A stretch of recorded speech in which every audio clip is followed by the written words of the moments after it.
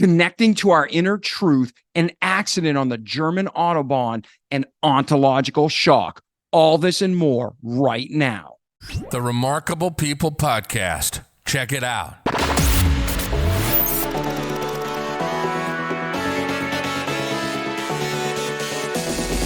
The Remarkable People Podcast. Listen, do, repeat. For life.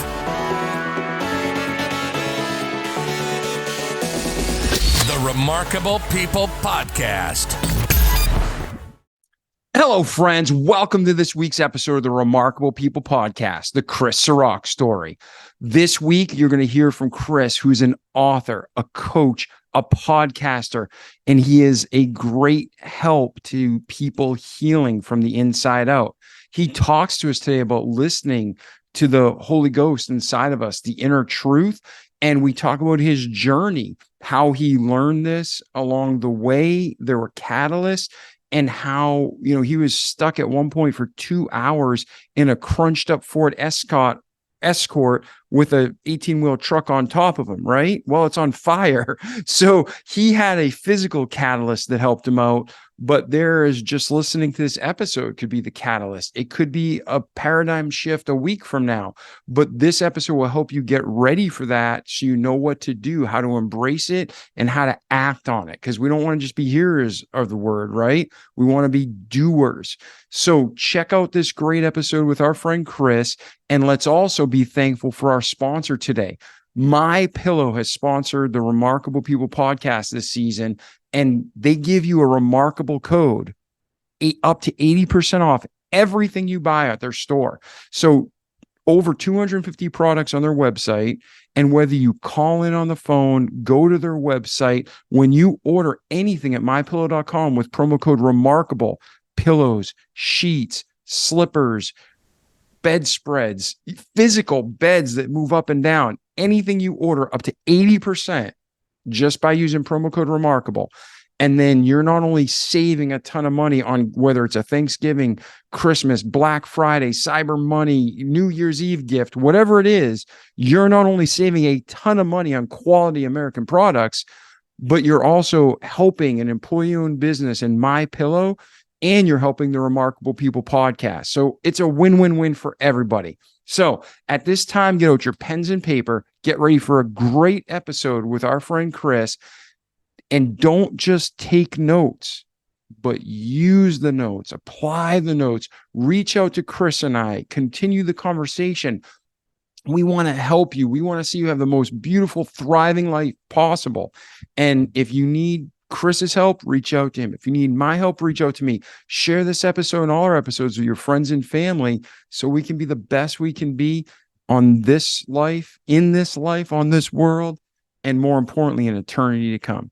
So I'm David Pasqualone. This is our friend Chris. Enjoy the episode right now. Hey, Chris, how are you today, brother?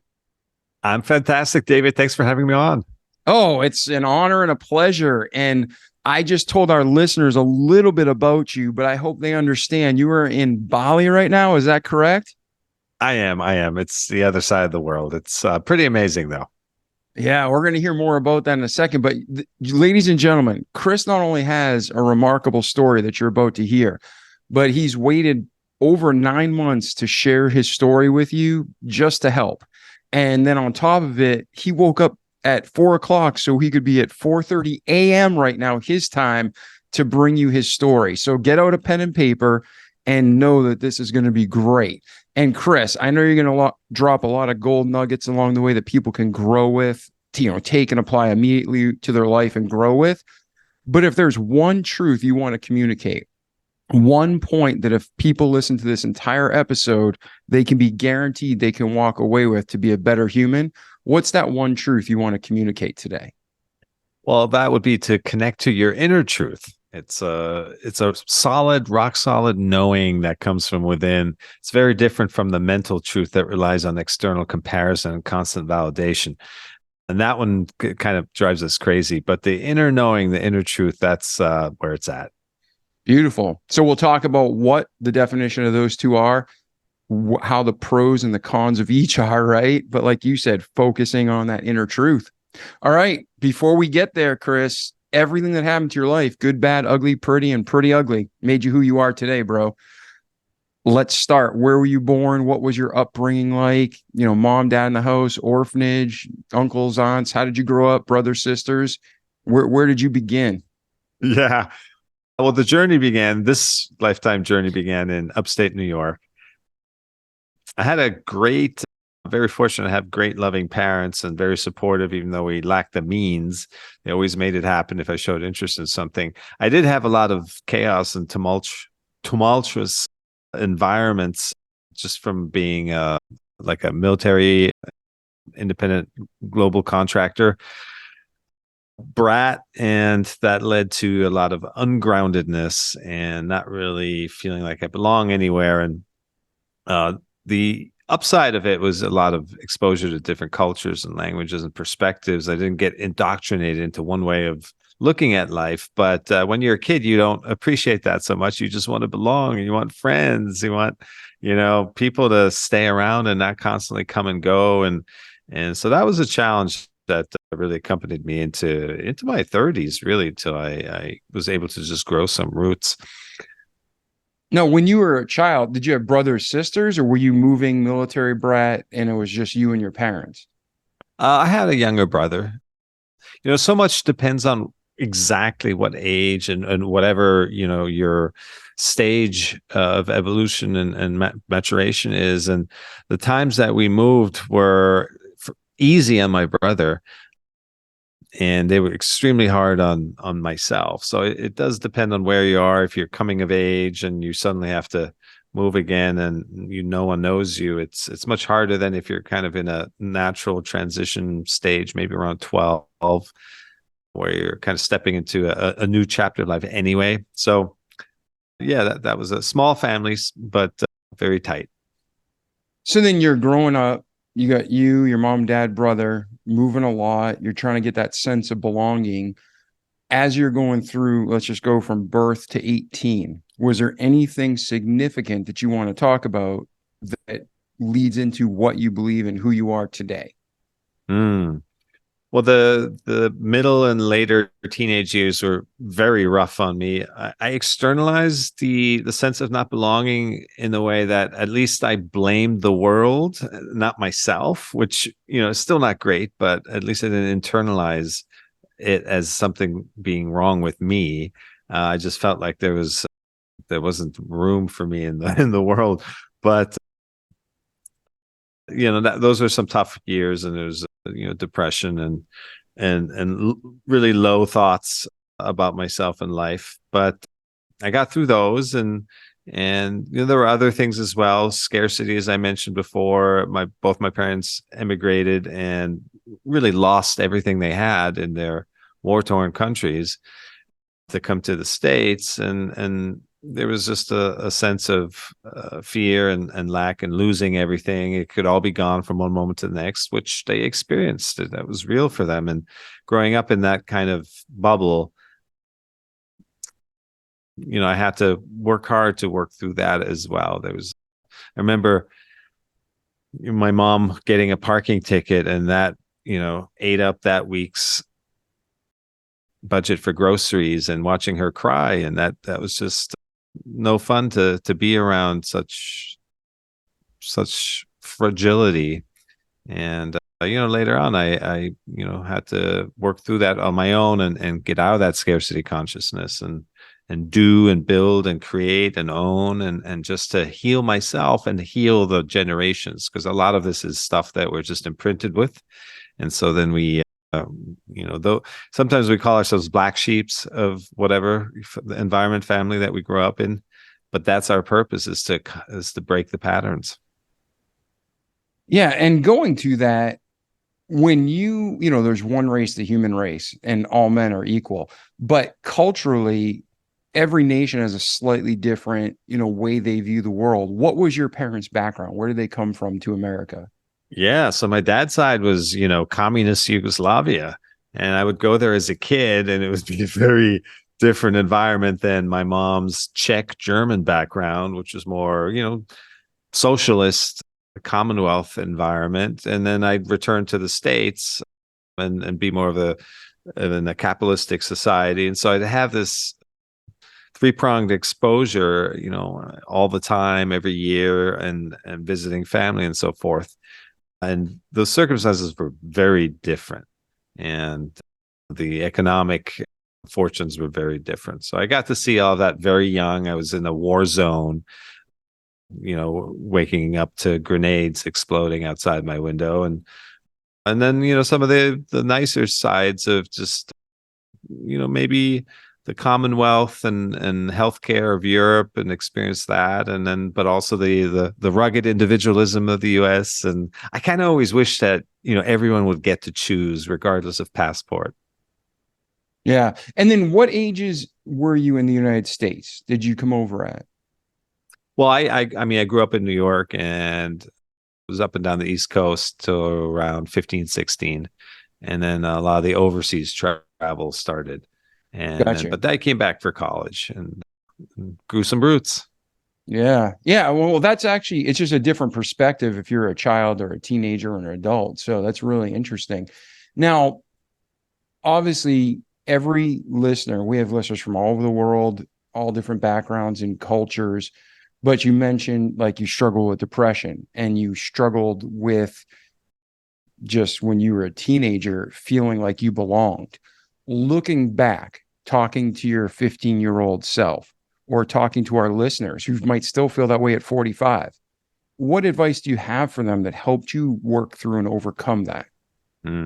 Well, you kind of touched on it. It's called inner child healing and reparenting. So it's a technique to go back as your mature adult self, that who you are now, and give that younger version of yourself the love, the care, and the affection, and the understanding, and the listening ear, and the hug, and the presence that you needed at that time, but that no one was there to give that to you. So you can go back and heal a lot of that stuff. And I've done many other types of healing modalities, just to free myself from these stuck feelings, as I call them. Okay. And then, so now you're growing up in New York, you start traveling overseas with your family, you're seeing a bunch of different, probably scenarios that explain a lot of your parents' beliefs, right? They're like, you didn't understand them in some ways, and now you're like, oh, I get why you think this way. Is that safe to say, or am I off base?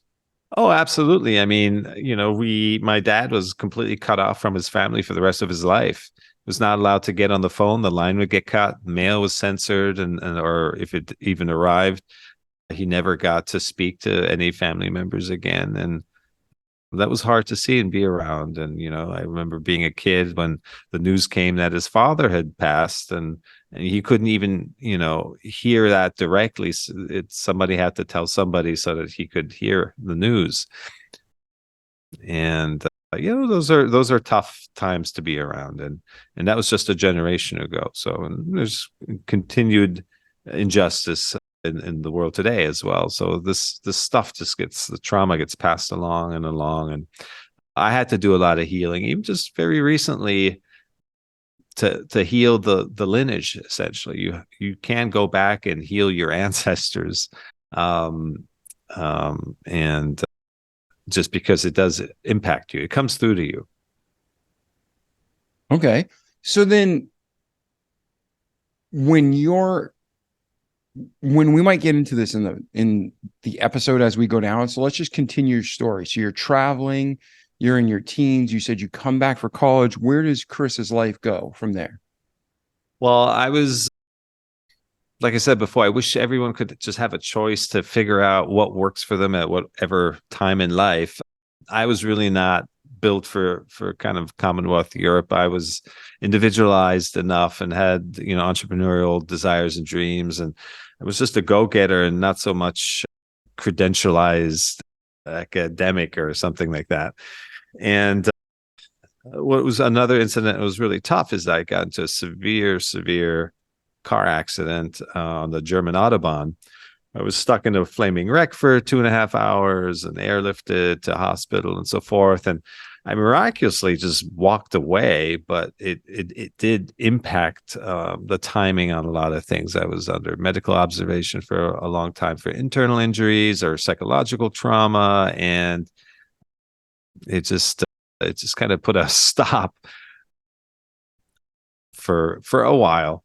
And so when I did finally come Yeah, back what to the happened States, there? Like, was it just everybody's doing 150 and you got in an accident? Were you being reckless? Was somebody else being reckless? What happened there?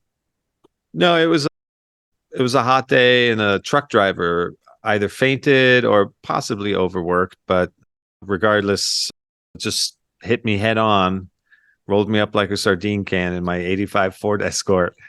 And yeah, I was stuck in there, and the truck was on top of me, so they couldn't pull me out. And it was a whole thing. And you know what? The helicopter crew was on a mission that day to document for training purposes, the use of the jaws of life. And so they happened to come across my scene, and so I have the whole thing documented in pictures and used in the training manual. Oh man, hey, send me some. We'll put in the show notes on the website so people can check it out. Oh yeah, you wouldn't believe it if you saw it. Yeah. Yeah, man. So you got through that, and where's your life go from there, Chris? Well, really, then I dove into the doing of things. I think I kind of picked up from my parents' repressed dreams or unrealized opportunities. They were just kind of glad to survive. And I went into just business building, entrepreneur. My first business was a recording studio. I was a musician. I still am. It's one of my great passions. And recorded a lot of music, did that. The technology of that led me into web and coding and web design, and that really turned into a 25 plus year career. I taught at UCLA design thinking, user experience design, and just really leaned heavily. I was a overachiever from the get-go. I mean, I've been working from the day I could walk, shoveling snow, raking leaves, babysitting, setting up VCRs, bringing in other people's, damaged furniture from the trash and fixing it up, and setting up my own little kingdom in my room. So I've just always been a doer. And so, yeah, that was a long period of doing, and, bought homes, built some wealth, and just really fully immersed myself in that world. And then, I think that ran its course. You can only live for goals, external outcomes for so long. And then that's when the big shift happened. It's just life kind of directs you back inward, because you need to nurture your inner life just as well. Well, talk about that. What happened for you that was the catalyst, and where did it bring you? Well, like I said, I was overachiever, and just, my mom would call me a workaholic, and it got to the point where I was so head heavy, really. I was just overthinking, over planning everything. And what happens there is we create this truth structure of what we believe in, what we think is right and wrong, and true or false. And we keep the effort to maintain that structure, that view on reality. Just, it becomes heavier and more burdensome as we go along. And I guess it just reached a point where it collapsed on itself, because it was no longer maintainable. And so, I had this just awakening phase where just I had to let go of all my beliefs and kind of look at what's underneath. And then where did that take you? So you have a belief system that's been with you, kind of driving the bus, whether it's conscious or subconscious, and now you're reevaluating life. So what were some of the things that you were facing inside that you had to just say, hey, what's real, what's not? Well, it's what we kind of started out talking about, is realizing the difference between living through the mental lens, which is outcome oriented, which is judgment based, which is always looking around and comparing what is happening to what you think should be happening so you can reach your goals. And it's really a manic way to live, and it's really hard compared to discovering and really living by your inner truth, It doesn't rely on comparison to others. You just have a deep knowing that's unshakable, and it's not easy. I often get the question of, what's the difference between your true calling and just another flippant idea? And it's that the true calling is usually uncomfortable because it calls you to something, implying that you're not there yet. So you have to, step up to the plate, take classes, improve yourself, get more efficient and smarter, and whatever it takes to really realize your calling. And that's where, the current phase of coaching and mentoring and mindful retreats and meditation and all of that began. Yeah, the Bible talks about where there's no vision, the people perish, but he that keepeth the law, happy is he. And we can take that. There's so many applications of just that one verse, but having a vision, having your purpose, having the clear goal and destination, everything else we can reverse engineer, or sometimes just go with the flow. Where does God lead? But what are the things that you recommend? So you're working with a new coaching client, and I know everybody's different, but what are some general foundational steps that you recommend to people to help clarify their purpose, what they really love and what they want to do? Yeah. Well, the very first thing is to learn to do what you're already doing with more meaning, with more intention, with more purpose, with more detail, attention to detail, with more presence. I often hear like, I want to quit my job. I want to move to a different city. I need a new relationship and all that.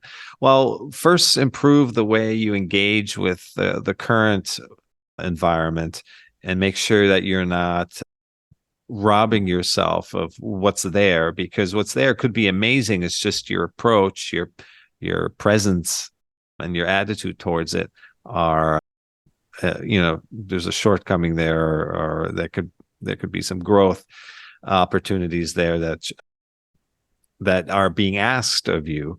And so make sure that is in place first, then see if, maybe you do need to change industries or jobs, or move to a new city, or move to a new country. It could be anything, but make sure you're in alignment with the current situation first. Yeah, I think that's super important. And again, you can expand, you can disagree, you can agree, but I always try to leave, even when I consider the worst situation, making sure I do the right thing. I can pill in my head at night, and to leave on top. So if you're complaining about how bad your job is and how bad your company is and how they're hurting your sales, that might be true. Typically, like Chris mentioned, it's an attitude issue. But even if it's true, you leave there being the best salesperson, and then you go like leave at the top, not at the bottom. Would you agree with that, Chris, or am I off base? No, I love that. That really hits home. And it's not just for the company and your relationship to the people there, which is also very important. You never know what that leads to. In fact, most of the business comes word of mouth. So you got to make sure to keep your reputation all shiny. But then also internally, you've done the best. Like you said, you can rest and put your head on your pillow at night and know you've done your best. That's really important. Yeah, yeah. So we all have bad situations and are dealt bad hands, but it's what we make of them. And I don't believe anything happens by accident. There are no coincidences. So if something appears bad, God doesn't cause evil or pain, but sometimes he allows us to go through things to make us better humans overall in the end. So now, Chris, you're talking to people and you're letting them know, okay, be where you're at, be the best person you can be, do your best job you can do, be present. But people are like, well, great. Okay, I'm going to be the best widget manufacturer, but I'm not passionate about making widgets. I just got to eat and pay the bills and take care of my kids. What's the next step you have for them? Yeah, you know what? I had that experience in a couple of different things I mentioned earlier. I'm into music. I also am passionate about playing tennis and travel and so forth. And I had on paper created a life for myself where it looked, pretty perfect. I had a good work-life balance and enough space and resources to pursue my interests. And what I realized was that even when I was recording music, it was with an eye on when this, song is finished or the album is done, or when I get to sell an X amount, or when I was playing tennis, it was like when I, get reach this particular level or win a tournament and so forth, I was still living for outcomes. And that's when it really sunk in. It's not what you do, it's how you do it. And you could be washing the dishes, but if you do it with attention to detail, let the detail pull you into presence, notice the miracle of everything that just exists, that really is much more important than what you're doing. You could be doing the most fantastic activity in the world. If you're not engaged with it, then it won't fulfill you.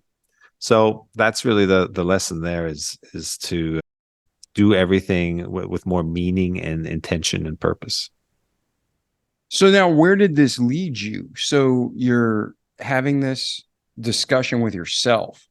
And this is a big shift, because a lot of times they're like, yeah, I know that's right, but our habits just pull us back. We naturally want to go to not even what we agree with all the time, but what's comfortable, right? So how do you break that cycle and the mental cycle? So you're listening to that Holy Ghost inside you, the inner leading, or how do you reprogram yourself to even just get up in the morning and start a new routine? What are the tips you've seen work in your life and in your clients' lives? Yeah. Well, in general, meditation helped me a ton. And the important piece there was to recognize that it's not a separate activity. It's really a state of being that we bring to our existing activities.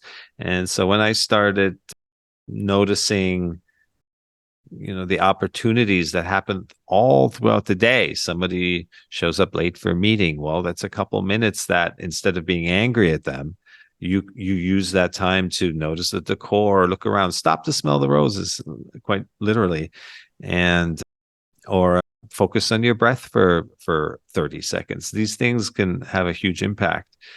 Even in sports performance, I work with some athletes, and being able to reset yourself between points or between plays has a huge positive impact on the outcome. I agree. And now, once you had this kind of paradigm shift in your head, talk about what happened in your life and then bring us through to today, Chris. Well, first, easy questions, right? So simple. I know, but it's great. Well, first, it feels like the rug is being pulled out from underneath you. And it is, because you're having to let go and release all of what you think is true. It's, dark night of the soul type of experience. But when it happens, the more you resist it, the harder it'll be. So you just cling and to your wits and try to get through as best as possible. And that took a while for me. It wasn't a spontaneous kind of awakening, but it took a good 3 to 6 months for me to come out of the initial shock. It's often referred to as ontological shock, when your worldview just shifts and you lose, your whole foundation for living and how to make sense of things. So, but once you get through that, I wish I'd had, more resources, more people, more friends that I could talk to. At the time, it just, there wasn't that much available, or I didn't see it. Maybe I wasn't tuned into it. And then from there, really, I became more selective with clients. I wouldn't just take on any work. I was working for ad agencies. And so there's all kinds of different opportunities there, some that resonated more than others. I just started living more truly to what I would describe as inner resonance, and sticking to it, and not, my inner conscience was arising in a way that I could no longer go against it. And talk about, because some people know exactly, when I was younger, I had a lot of thoughts. I was always thinking. But when I got saved when I was 15, I trusted God with my life. I got the Holy Ghost inside of me, and it's a whole different experience. It's like you're making decisions and everything can make sense in the head, right? In your cabeza. But in your heart, you're like, no, that's not the decision. That's not what you need to do. And there's a easy and clear distinction between the two to understand. I have a hard time articulating it, because sometimes it's hard to articulate something like that unless you experience it. So when you're talking to people, how do you articulate to our listeners now? Maybe they don't know what you're talking about. How do you help them to know the difference between cerebral thinking and heart thinking and inner leading of the Holy Ghost? Because our heart can be wicked and deceptive, and we go after what we want and we lust for it. You don't really want to follow that. Our brain is super logical and it makes decisions without emotions, and we can hurt people and hurt ourselves. But that Holy Ghost will never steer us wrong, that inner truth. So how do you recommend people hear and follow the inner truth? Yeah. So the act of surrender, essentially, to a higher power and letting go of this control, is coming out of the head. The pure intellect alone can justify any action. It has no conscience. So when we're too much in our heads, then we get into trouble. Yeah, if we're completely following just passion, then that equally is imbalanced. But there's a truth that lives more deeply in our body, and that's just that inner wisdom, that inner knowing. And really, we get in touch with it by connecting to our senses. That's the glue to right now, and that's the connective tissue between our environment, this miracle of life and life force, and ourselves, our bodies. And to really be in touch with these senses, to really see what you're seeing, hear what you're hearing, touch what you're touching, taste what you're touching, and so on. We don't actually do that most of the time. We're living from mental snapshots if we're in our head. We're living from expectations and projections or things from the past. And that's what presence is to learn to really be here now. And that really connects you to, that means being in your body, and that connects you to that holy force within. Okay, and let's take that a step further, because I agree with you. The majority of the population today are the walking dead. They're not connected. They don't even enjoy food. They just eat. They don't see beauty. They just see. So when you meditate, that's not all freakish and it's not just something, people should throw it out and disregard it. Jesus meditated, and meditated is that deep thought and that contemplation and being single and mindful of what's going on in your body and trying to shut out that exterior world. What are the techniques you've seen work in your life, and again, those you teach, to help people start with meditation, to help people start bringing that alignment and that balance? Yeah. So the simplest one, I call it thought awareness, which is a type of breath work where you focus on the incoming and outgoing breath at the entrance of your nostrils, noticing how the mind comes in and starts to pull your attention away, and how we get lost in thought.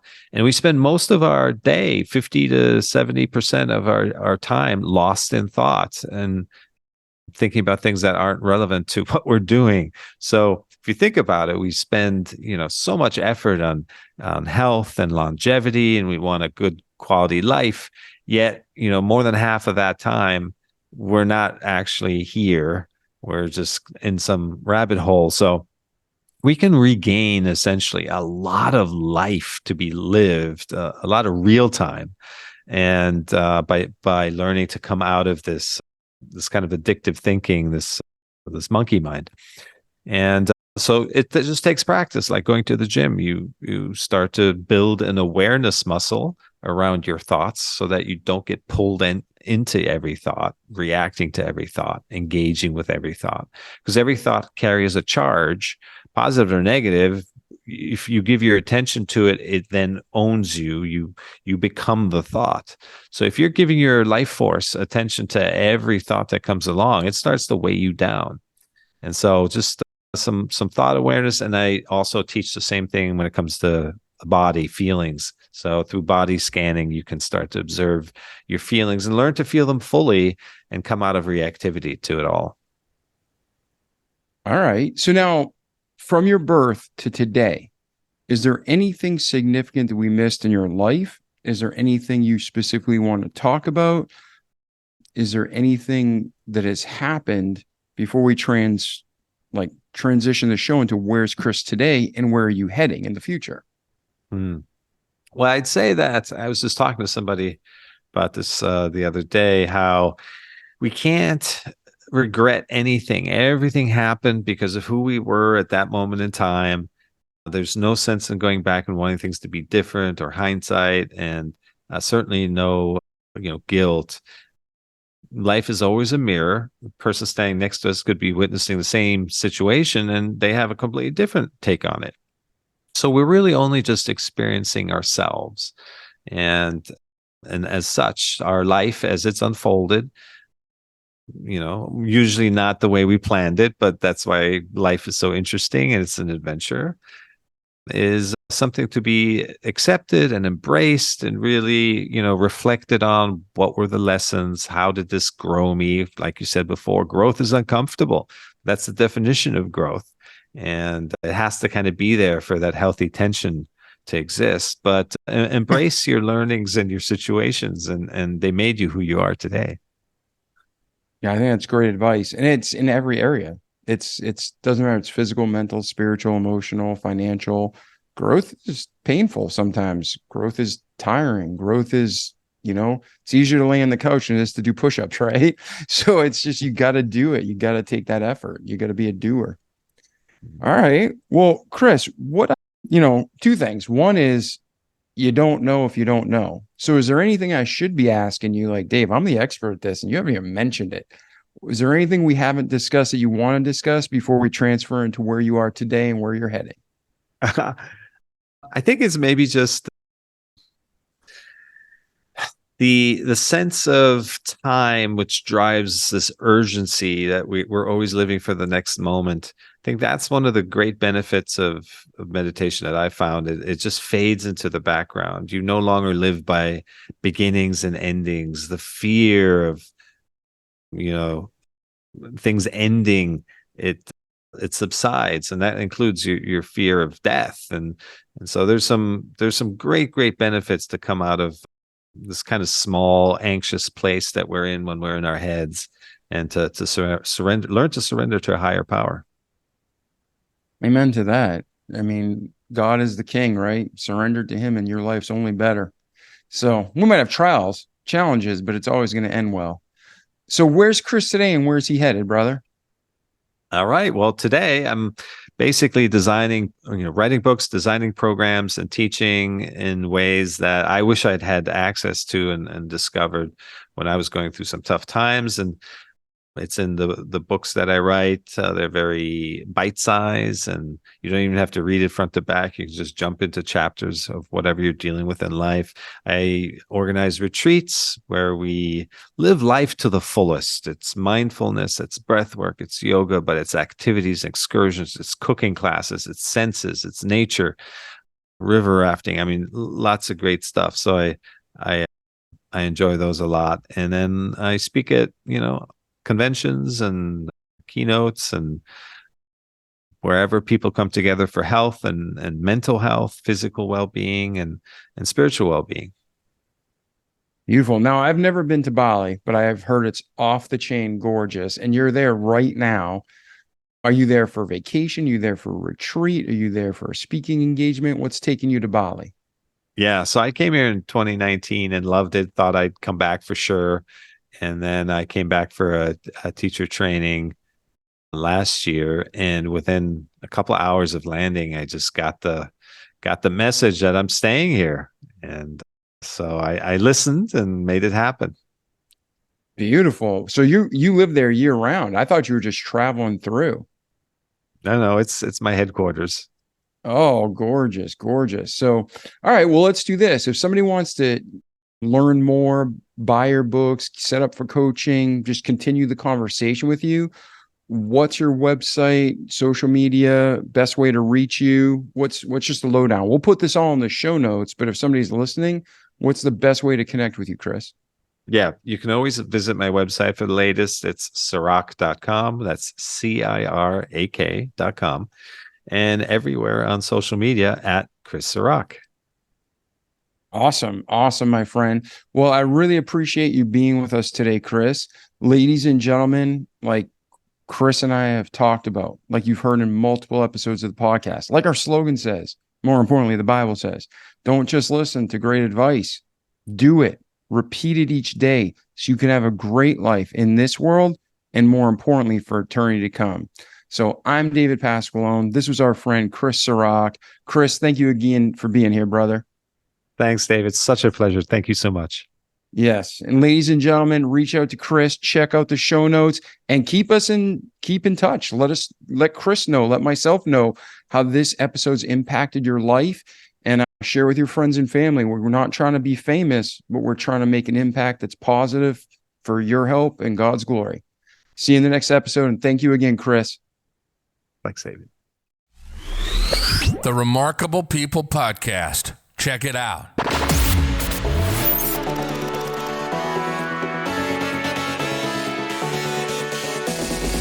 The Remarkable People Podcast. Listen, do, repeat for life.